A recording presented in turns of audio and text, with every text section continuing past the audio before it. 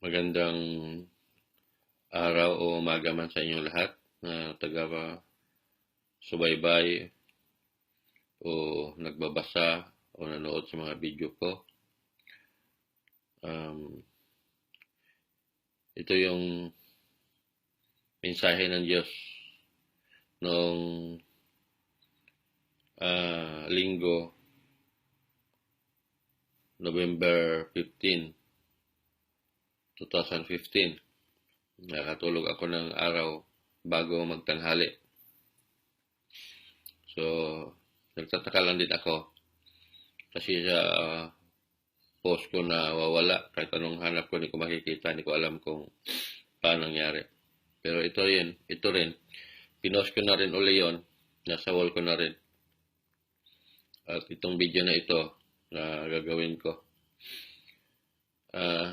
Ayon nga doon sa senaryo na naglalakad ako sa isang lugar na hindi ko kilalang lugar. At na bigla akong napahinto na meron akong nakitang grupo ng kalalakihan na ang lahat ng malapit sa kanila at nakikita o sa lubong nila ay pinapatay nila. At yun nga, nakita ko nung mahaba ang baril.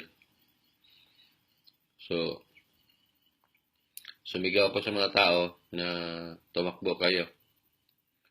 Kasi sa nakikita ko na papatayin nilang mga tao, so sabi ko, magsilikas kayo. So nakita ko ang mga tao nagtakbuhan at yun nga, nasama na rin ako sa tumakbo at napunta kami doon sa tabing dagat. At nakikita ko yung mga tao at kanya-kanyang kuha ng mga bangka. So ako rin, buha na rin ako ng bangka ko. So ngayon, habang nasa gitna kami ng laot, nagsasagwan ako, biglang nawala ang liwanag, dumilim. So wala akong nakikita kahit kunting sinag o liwanag. So napasigaw ako. Ang sabi ko, Panginoong Hesus, ito na ba yung sinasabi mo na total darkness? So ngayon, nagdasal ako, sabi ko, Lord, help me. Please help me and guide me. At sa isang idlap lang, nakakita ako. Tapos yun nga, nakita ko si Jesus Christ na nakaupo na doon sa harapan ng bangka ko. Sabi ko, nandito ka pala. Dalawa pala tayo dito. Dapat dalawa ang sagwa natin. So sumagot siya, sabi niya, kaya mo yan, nandito lang ako. So ngayon, habang nagsasagwan ako, papuntang east side ng lugar, sa lubong ko ng maraming mga bangka, ay maraming malaki mga barko, parang barko pating ng mga ferry. So iniiwasan ko sila, sabi niya, iiwasan mo sila kasi hindi ka nila nakikita. So, ibig sabihin ng Diyos doon, na ako lang ang nakakita ng dinadaanan ko. Ang kasalubong ko ang hindi nakakita dahil sa wala nang liwanag.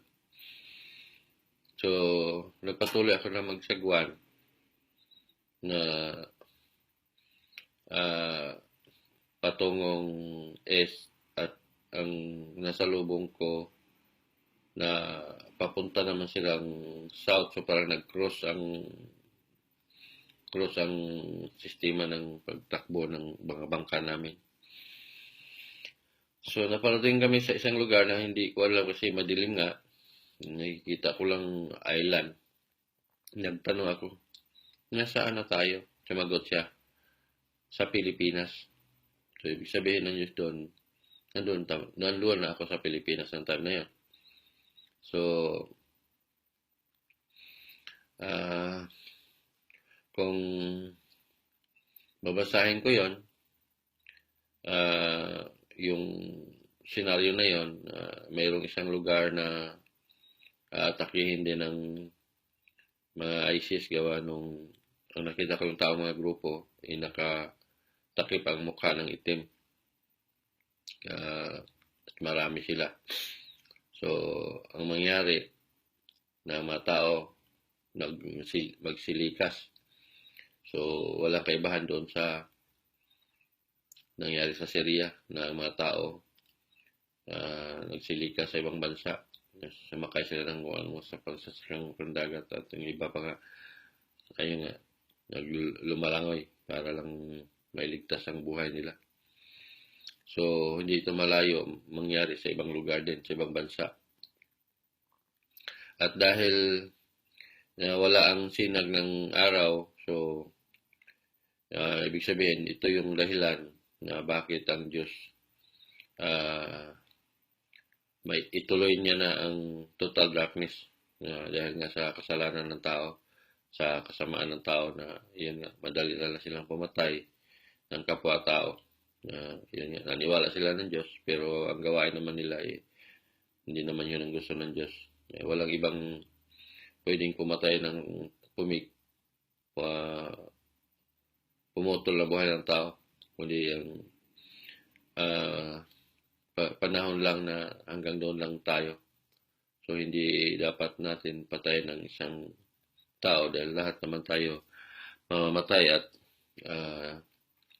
ayaw sa gusto natin darating ang panahon na mawala tayo sa mundong ito. Kaya habang nandito tayo, mag-enjoy at isama natin ang Diyos sa buhay natin. So, ito yung mensahe ng Diyos doon na maaaring matuloy na ang total darkness na sinasabi niya. Pangatlong beses na ito pinakita.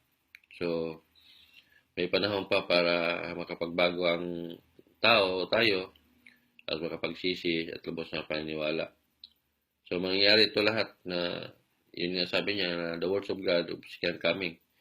So, lahat ito mga paalala ng Diyos dahil malapit na sa maghusga sa buhay at sa patay. Dahil labasan na ngayon ang masasamang elemento o masamang tao dito sa lupa. Dahil Pilipinas nga pinakita, so ito yung maaaring mangyari din na isusunod nila ang Pilipinas na dito rin sila maghahasik ng lagim na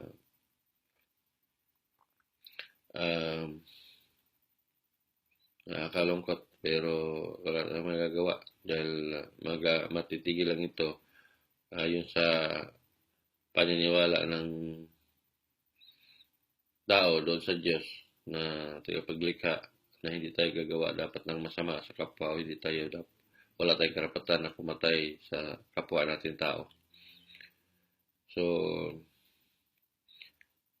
laging mapagmatyag, mag-iingat, iwasan ng matataong lugar at laging isama ang Diyos na siyang may gabay na mailigtas tayo sa kapahamakan at anumang banta sa buhay natin. So hanggang dito lang muna at may isa akong video gagawin din para sa mensahe ng Diyos ngayon, November 17, 2015. Pero ihiwalay ko itong video na ito. Maraming salamat at God bless sa lahat.